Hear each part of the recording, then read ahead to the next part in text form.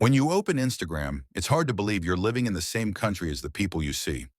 You might have heard this phrase, if they're living like that, then what are we doing? You scroll through the Explore page for half an hour, and your eyes literally feel poison, like they might start bleeding. It's filled with toxic videos, fun content, or people seeking attention by showing off. But the issue isn't Instagram itself. It's about human nature. Whether we like it or not, the desire to be seen, acknowledged, and praised is ingrained in our genetics. Social media platforms like Instagram design their algorithms around this very idea. It's something we all crave, and unfortunately, we can't deny it. However, the scary statistic is that this very phenomenon has caused depression rates to skyrocket, not by a few percentage points, but by several 100% over the past decade. One of our biggest problems today is this. Why does caring about others' opinions eventually make us sick? Why has social media become a disease in modern times? And how can we control it? These are the questions we'll explore in this video, with insights from psychologists and philosophers in this field. Since childhood, we've been taught to care about what others think. Parents, teachers, friends, classmates, neighbors, everyone. But the issue is that we only learn this lesson and miss the second, arguably more important one. Learning to cope when people mock or judge us. 99% of us can't handle being judged or ridiculed. We get angry, upset, and hurt. That's natural because we're human and we need each other. It's through these social connections that we've evolved to where we are today. But we need to take a step back, shake ourselves up, and ask, who are we really? Logically, caring a bit about others' opinions and maintaining good social relationships isn't all bad. The problem starts when others' opinions become the center of our lives. At that point, it no longer helps. Instead, it destroys our mental health. We love ourselves more than anyone else. Yet others' opinions matter more to us than our own. This famous quote by the Stoic philosopher Marcus Aurelius holds a crucial and somewhat terrifying truth that I think we've all experienced. In today's world, especially on social media, there's a heavy emphasis on seeking validation from others and appearing good in their eyes. The algorithms of these platforms are built precisely around this idea. This causes both men and women to stagnate in their personal growth because social validation becomes more important than anything else. It tells you that you need to be successful in the external world, or at least maintain that appearance.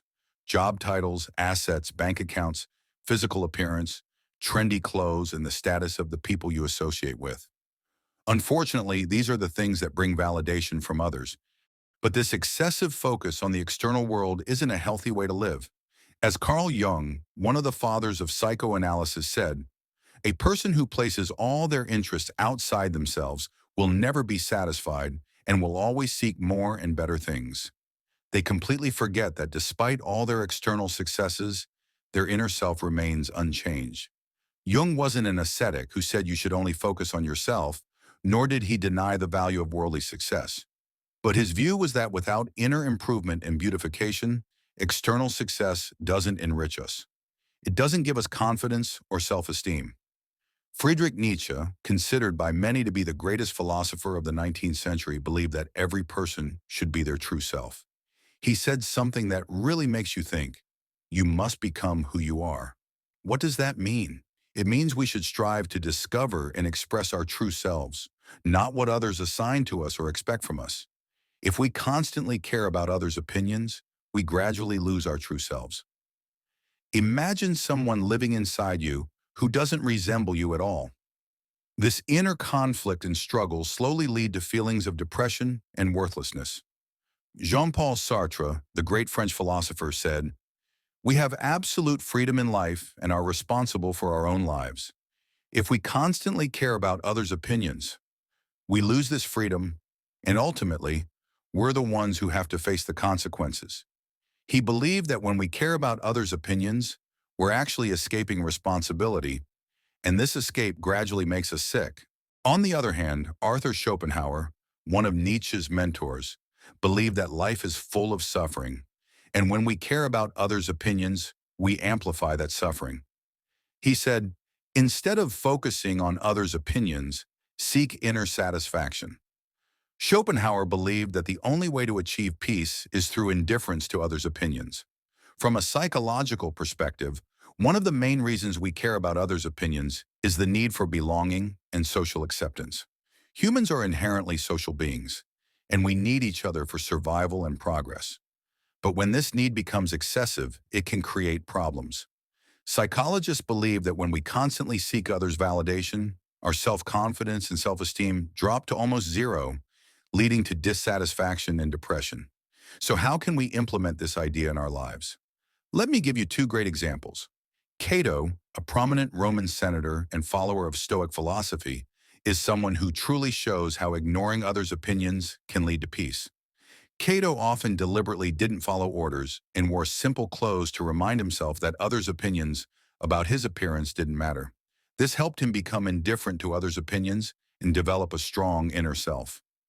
Another fascinating example is Diogenes the Cynic, a student of Socrates. People often mocked him for his actions, like entering a theater backward to show that we shouldn't fear others' judgments.